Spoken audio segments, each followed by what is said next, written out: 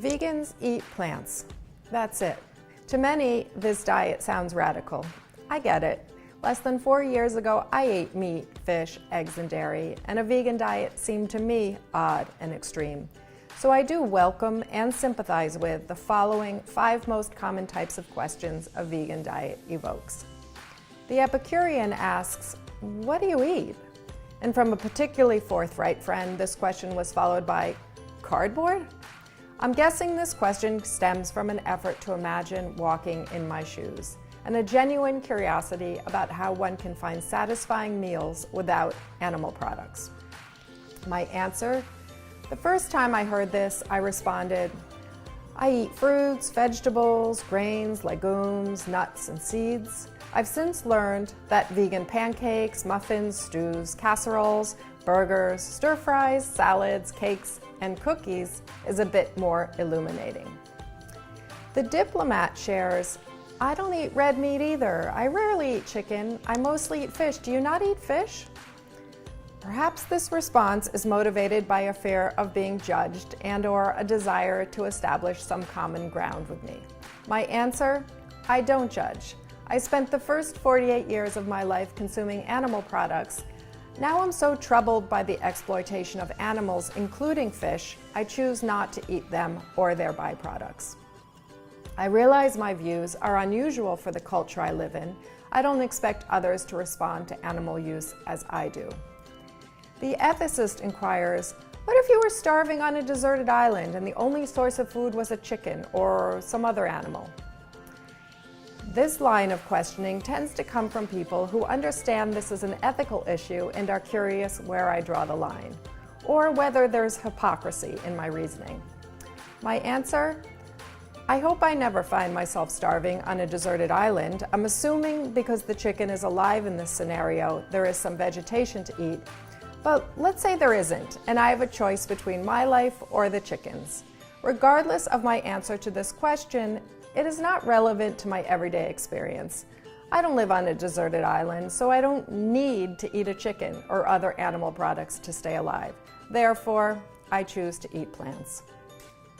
The philosopher probes, but what about plants? Behind this question is an understanding that at the heart of my dietary choice, there lies a concern for the suffering of living things. On the one hand, the question suggests we ought not to even bother trying, as we simply cannot avoid killing living things for food. On the other hand, there may be some mockery in the question because for some, veganism seems extreme and absurd. My answer? There's no scientific evidence that plants are conscious, sentient, or feel pain. But even if there was, we kill far more plants when we eat animals than when we eat plants directly.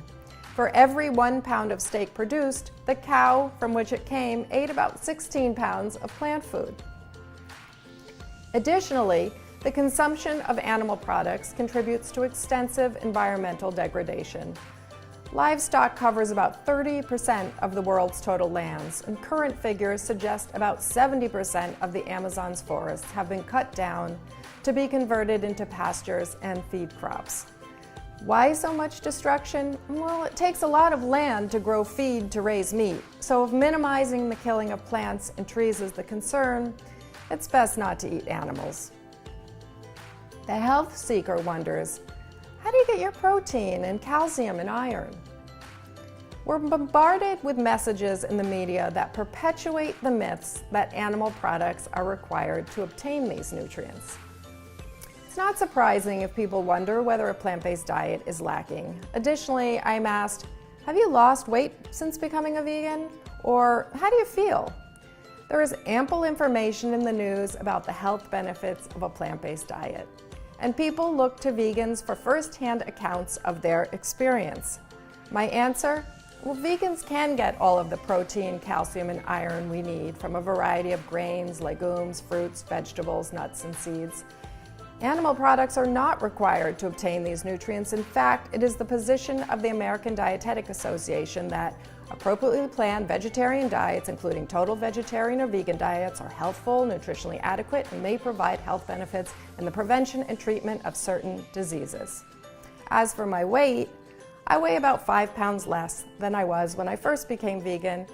I eat all of the minimally processed plant-based foods that I want, and my weight stays steady. As for my energy level, it's much better than when I consume the standard American diet. But what feels best is something far more spiritual. The knowledge that I am doing what I can to minimize suffering and to live at peace with my surroundings. Whatever the question, I am always happy to be asked and grateful for the conversation. If over a glass of wine, even better. If you have questions or comments, please feel free to contact me. I love hearing from you. Thank you for watching. A plant-based diet is great for the animals, great for the planet, and great for you. Lots of love to you.